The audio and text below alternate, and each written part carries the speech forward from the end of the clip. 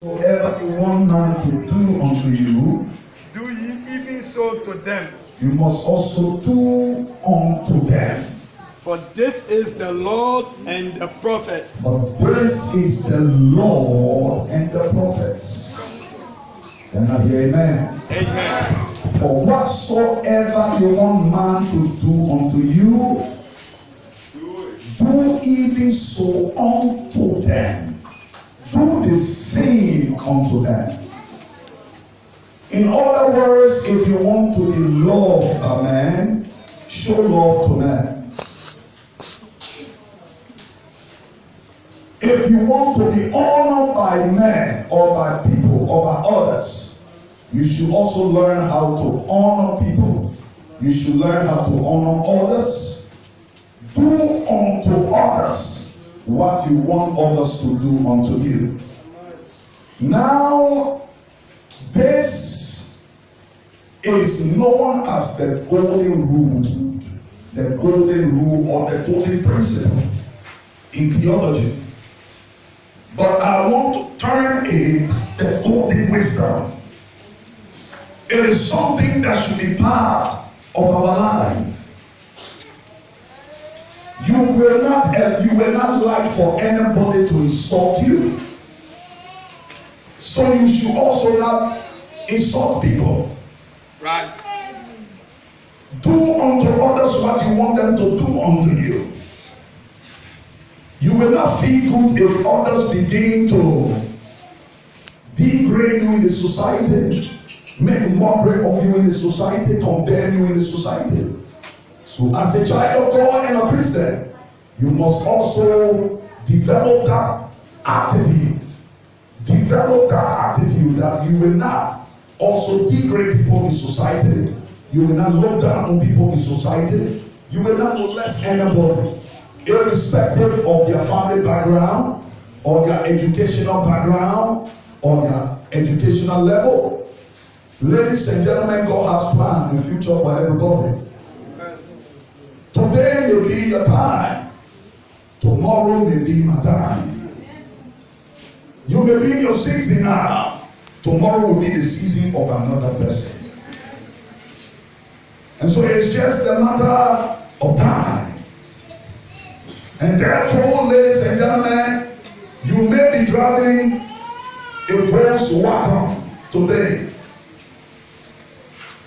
Do not condemn the brother who is treading and walking the line and barefooted. Because tomorrow that brother who is treading and barefooted may be flying jet plane. May be flying or jet plane. And I hear somebody say amen. Amen. And another thing I'd like to pass over to you quickly, I'd like you to appreciate that your worth, and how valuable you become is not determined by your possessions, but by your contribution. Your value in this life, how valuable you become in this life, and your worth among people, it must not be defined. Never should it be defined by your possessions, what you have. Rather, it should be defined based on your contribution in life. Because one of the essence and purpose for which we were created and we were sent to this earth by Jehovah is for you and myself to contribute our quota. You were sent here on a mission. You were sent here on an assignment. You are here on planet Earth for a reason. You are here to contribute something. And not just to accumulate, not just to possess, not just to get things, but for you to add value. Look at somebody say, you are here to add value. You are here to add value. Open the Bible to Acts chapter 20 and 35. Acts 20 and 35. Remember the words of our Lord Jesus Christ. Go ahead. Acts 20:35. I have shown you all things. How that so laboring, ye ought to support the weak. You must work, you must labor, do something to support somebody. And to remember the words of the Lord Jesus. And to remember the words of our Lord Jesus Christ. How he said, it is more blessed to give. How Jesus said, it is more blessed to give than to receive. Jesus said, it is more blessed to give than to receive. In other words, Jesus was placing emphasis on the significance of contribution instead of accumulation and possession. That your worth as a human being is not by the accumulation, it's not by your possession, it's not that you have a good job and that you are laboring and that you are working somewhere, or that you are the aide to the president, or that you are doing a job with a lucrative salary where they are paying you 100,000 United States dollars per month. It does not define your worth at all, but rather that you will understand that you have received that job with such lucrative salary for a reason and for a time such as this, that you will be a support and that you will be a blessing to somebody who is down, who is just the same way you were down before, and now grace have picked you up and lifted you up, that you too will allow God to use you for grace to find expression in the life of somebody that is down, that they too can know the joy and experience the happiness and the blessing of moving from down zero level to coming to an up level and to a higher level. Somebody say, I hear you. I hear you. Impact in life begins with the contribution of your quota to help people. Ladies and gentlemen, you may not have the opportunity to impact the life of everybody, but every one of us and every one of you under the sound of my voice, God will give you and give me the opportunity that before we died and before we leave planet Earth, that at least He will allow us to encounter one person in this life that we can impact their life for the better. Look at somebody by your side and say, whose life have you impacted? So whose life are you impacting? Some of you, God will want you to help somebody to obtain or have school education, which they are not able to get by themselves. But God will want you to impact them. And He will give you the resources, and He will give you the ability to bring transformation to the life of that person. You may not be able to do it for 100% or 10%, but make sure before you die, let somebody be able to point their finger to you and say, in this lifetime, there is no way I knew that I would ever become somebody or arrive at this level if it had not been first for the grace of God and for this person, this brother, this sister, that God were able to use to help me to get to where I am. Is anybody here today? Ladies and gentlemen, I would like for you to understand furthermore. I want you to appreciate and I want you to understand that wisdom is the intellectualization. Wisdom is the understanding. Wisdom is to be wise. That if your prosperity starts with eating good food and stop at defecating in the toilet, it is poverty. If your prosperity starts with eating good food, eating the chicken pie, visiting the supermarket every weekend, every Saturday, and others are not able to go even to the Fuller Jamo store or shop to shopping. And you are able to go every weekend to the supermarket to shopping. And you are eating all the good food. And you are wearing all the good clothes. And at the end of the day, when you are tired with it, you only throw it on the dumper. And then you only go to the camo and you bless the separate tank with sufficient pieces. Hallelujah. It's an indication that what you call prosperity is not prosperity, it is poverty. Your prosperity should reflect in the life of others. Until your prosperity is reflecting in the life of other people, you are not prospering. You are very poor. Ladies and gentlemen, as we go from here, I'd like you to appreciate and understand. Do unto others. If you will forget every other thing in this convention, today as you go, don't forget this one thing. Live by the golden wisdom. Live by the golden rule. Live by the golden principle. And your life will never go back to suffering. Your life will never go down. It doesn't matter what the enemy throws at you. It doesn't matter the arrows of the wicked actions of darkness. It doesn't matter the warfare, the battles over your life and your destiny. You will always emerge victorious. You will always come up with flying colors. You will always rise, ladies and gentlemen. You will rise in life to a place because Jesus has said it is more blessed to give than to receive, and gave us a winners.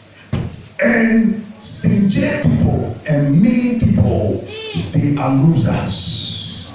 When you are mean in life, more especially in church and to the kingdom of God, when you are mean, your life will never have a meaning. When you are stingy, poverty will keep you in jail. Wow. And therefore you cannot be mean and you cannot be stingy. You must make your contribution before your time expire on planet Earth. Life is so short, ladies and gentlemen. We are passing through and we are just hanging around for a while, and before you know it, you will check out of this place and you will depart into the afterlife. But how are you departing? One of these days you will appear before Jesus, and one of the major questions you will have to answer is concerning your contribution. He will ask you, what contribution did you make while you were there on planet Earth? Whose life did you affected? Whose life did you impacted? Who did you help? Who did you help? These are questions that will be asked. Can I hear somebody say that? When your prosperity is only about your eating, when you eat good food, you say, I'm prospering. When you wear good clothes, you say, I'm prospering.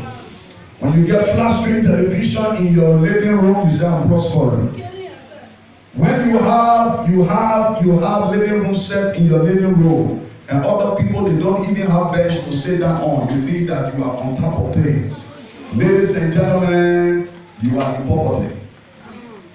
Buying cars is no indication, possessing or owning cars is no indication that you are prospering. No. Your car is not helping anybody. Your car is only an asset to get you to your destination, wherever you want to go to. It's not helping anybody. It's only helping you. And life is not about you. Life is about others. Can I hear somebody say amen? Somebody say the golden wisdom. Do unto others what you want them to do unto you. Amen. Do not do unto others what you do not want them to also do unto you. Can I hear amen? Wave your hands and shout it, hallelujah. If your money is not helping other people, if your properties and your wealth and your riches is not impacting the life of anybody, if all your cars and your possession, one young man cannot knock their chest and say, oh, I thank God for this sister daughters, for this mama daughters, for this papa daughters. Who because of them today I have a high school diploma. If all your money that you make and your salary is all about yourself and all about your wife or all about your husband and all about the children that came from your stomach and not about others, Your money, your salary is not making any impact in the church. It's not making any impact in the life of other people. Your money, your salary, your job is only impacting your own self, your own life, your children, your immediate family, and nothing else. And ladies and gentlemen, that is selfishness. And selfishness is the mother of poverty. Selfishness is the mother of suffering. Can I hear amen? Amen. Poverty will always eat up and destroy and kill anybody who is living a life of selfishness. When you go from this conference, you will live a selfless life. You will live a selfless life. In the name of... Let me show you a story, and then we will conclude quickly because I'm loaded with too many matters, and if I continue with that flow, you can't contain it. And so let me just give you something so we can close, and everything be okay. Amen. So look at 1 Samuel chapter 25 verse 5 to 6. 1 Samuel chapter 25 verse 5 to 6. And let's see this little story. 1 Samuel verse 5 to 6. 5 to 6. Uh-huh. The manifold wisdom of God declared. Uh-huh. And David sent out 10 young men. And David sent out 10 young men. And David said unto the young men. And David said unto the young man, get you up to Carmel. Go to Carmel. And go to Nebiah. Go and meet Nabal. Go and meet Nabal. And greet him in my name. Greet Nabal in my name. You see, Nabal is prospering because he has possession. He has money. He has material things. He has some wealth. He has some possessions and some assets. David was in need of some of these things. And he sent his men. He said, go to Nabal and tell Nabal to send me some provisions that I need.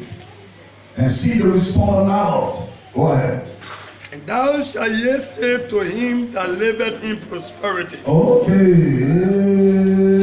Go to this guy who liveth in prosperity and think he is in prosperity. And just tell him that he need to make some contribution to me. He need to make some contribution. He need to invest into my life. Because that is the essence and the purpose of the prosperity. Go ahead. Peace be both to thee, and peace be to thy house, and peace be unto all that thou hast.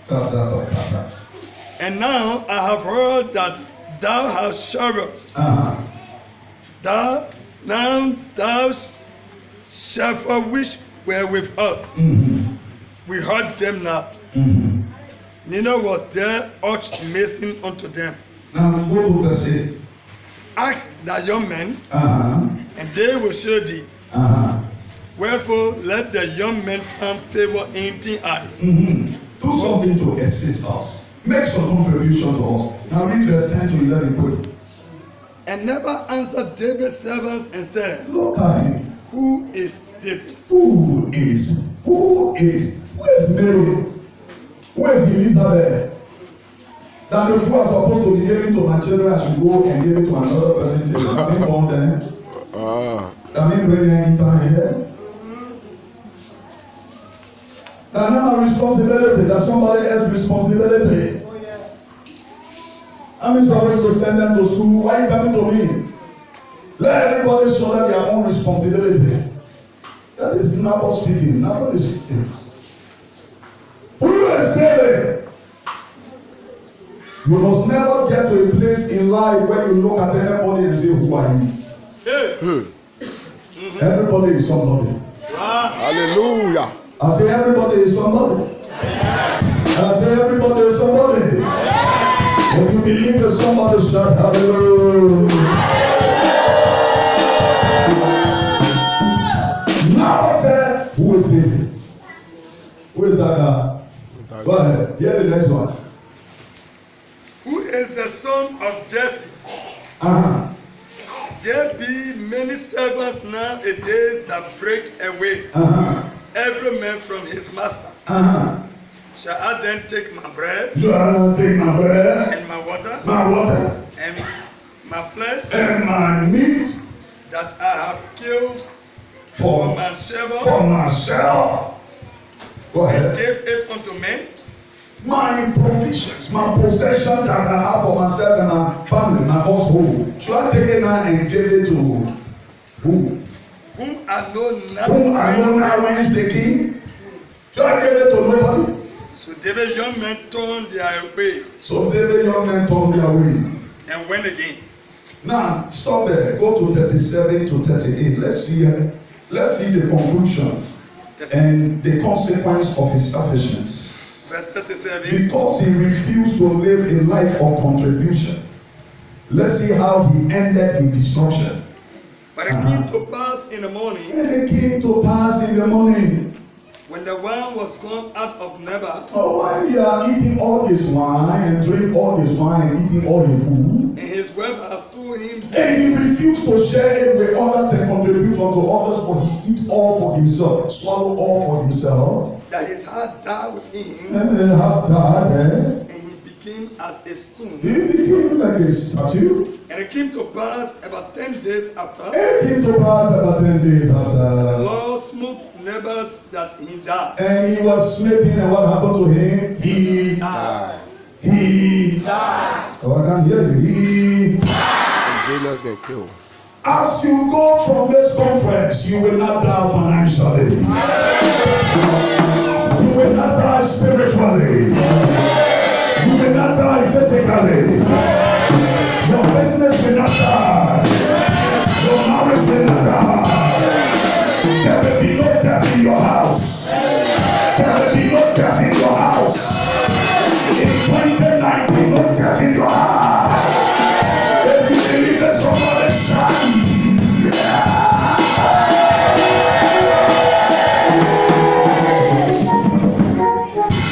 The way to not die financially, spiritually, physically, for your destiny to not decompose, is for you to live a selfless life. Don't eat all your money only for you and your family. Should I take my bread? Should I take my wine? Should I take my money that I work hard for my wife and my children, myself, to enjoy and take and give it to whomsoever I know that? When you live that kind of a selfish life, you will always end up self-destroyed. Live by the golden wisdom, and it shall be well with you. Do unto others as you want them to have. Do not do unto anyone that you do not want them to do. Treat other people's children the way you want them to treat your children. Respect other people's wives the way you want them to respect your wife. Respect other people's husband and honor them the way you want them to respect your husband. Do unto others as you want them to do unto you. And when you live by the golden rule and by the golden principle, there is no way, ladies and gentlemen, that you will not emerge victorious, successful, and prosperous in this life. You may be going through some trials and tribulation now, but it's just for a while. It's just for a matter of time. You will rise, and I see you rising from this conference. I see you rising from this conference. If God is you, you will shout it loud, yes, amen. Where your hands and shout hallelujah.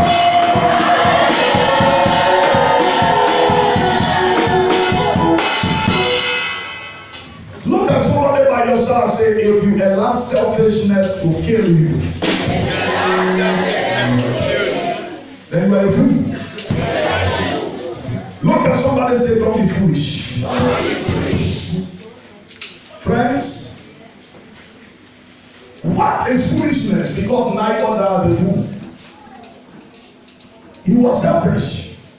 And because he was selfish, it was some indication that he was a fool. Look at Proverbs chapter 10 and 21. And now let me begin to throw some light on the fool and on foolishness. Who is a fool and what is foolishness? Let me talk a little bit about that and we move on. Proverbs chapter 9. Chapter 10 and 21. And somebody else find Ecclesiastes 7:17. Ecclesiastes 7:17. Their lips are Somebody else found Luke chapter 12. I will get to you later. Proverbs 10:21. The lips of the righteous feed many. The lips of the righteous feed many. But fools die for want of wisdom. Fools die for what? Want of wisdom. So foolishness can kill you. If you don't want to die before your time, if you don't want to die, you don't want your destiny to die, you don't want to die financially, you don't want your business to die, then you must not be a fool. You got to be wise. Receive wisdom as we close this conference. Receive wisdom as we close this conference. Wisdom that will make your life to excel. Receive it now. Wisdom that will distinguish you among your peers. Receive it now. Wisdom that will make your star to shine in the star. Receive it now. In the name.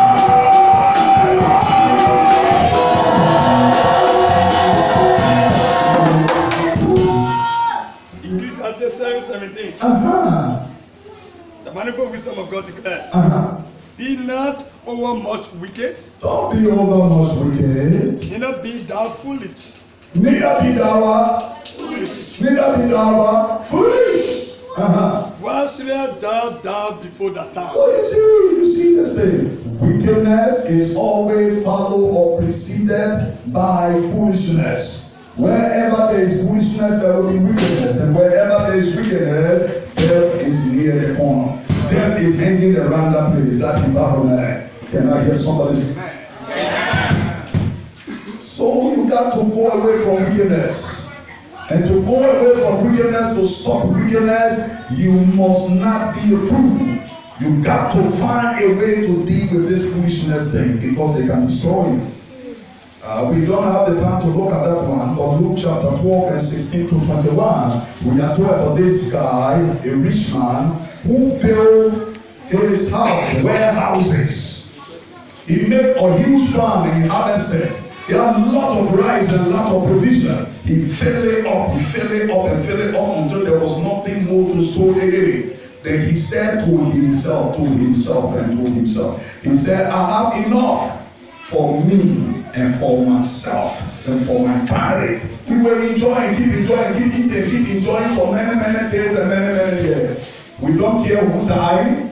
We don't care who is poor. We don't care who is suffering. We will not share with nobody. We will not contribute anything to anybody. We will just keep it there in the warehouse and keep eating until the day it is finished. We have many years to enjoy ourselves. And he went to bed that night. Pastor Kamara, that night the Bible tells us that God appeared unto him and said, you fool. You get the money, but I have your soul. So I'm taking your soul tonight. Your body will be day buried in the money. Now, who are you leaving all the money and the riches and all those possessions that you were knocking your chest for me? Whoever suffering that you are basically, I don't care about them. I will not share with them. I will make no contribution in life. I will only be enjoying myself. If you live that kind of a selfish life, God will come after your soul. He came after the soul of the rich man, and he can come after the soul of any selfish man or selfish woman. May the Lord not come after your soul. Amen. Wave your hands and shout hallelujah. Who is a fool? Look at Psalm 51 and verse 1. Who is a fool? Psalm 51 and verse 1. manifold wisdom of God declared, have mercy upon me, O God, according to the loving kindness, according unto the multitudes of the tender mercies, blot out my transgressions. 53, read Psalm 53, verse 1. 53, verse 1. The fool has said in his heart, that is what we're looking for there. There is no God. The fool has said in his heart, there is what? No God. So who is a fool? A fool is anybody that denies the existence of God. If you deny the existence of God, or you live your life in such a way that there is nobody that is looking at you, and there is nobody above you, and there is nobody in charge of your life, then you are a fool. If the fool has said in his heart, there is no God. Can I hear amen? Corrupt are they. Corrupt are they. And have done abominable iniquity. And they have done abominable iniquity. There is none that doeth good. Hallelujah. Amen. They call such people who deny the existence of God, they call them atheists. And they call them deists. Atheists and deists. That is their name. It means the people who are living and believe that there is no God. How many of you have watched this movie by this lady they call Angelina Jolie? Angelina Jolie. She made a movie called Tomb Raider. Tomb Raider 1, Tomb Raider 2. And she also made a movie called Salt. Yeah. Angelina Jolie. Yeah. She's one of the hottest movie stars in the United States. But she is an atheist and she's a deist. She came over here at CNN and BBC publicly to deny the existence of God. And she said, as far as she is concerned, there is no God. No God. She believes there is no God, so she's an atheist. And anyone that believes there is no God and deny the existence of God, Psalm 53 and verse 1 says they are a fool.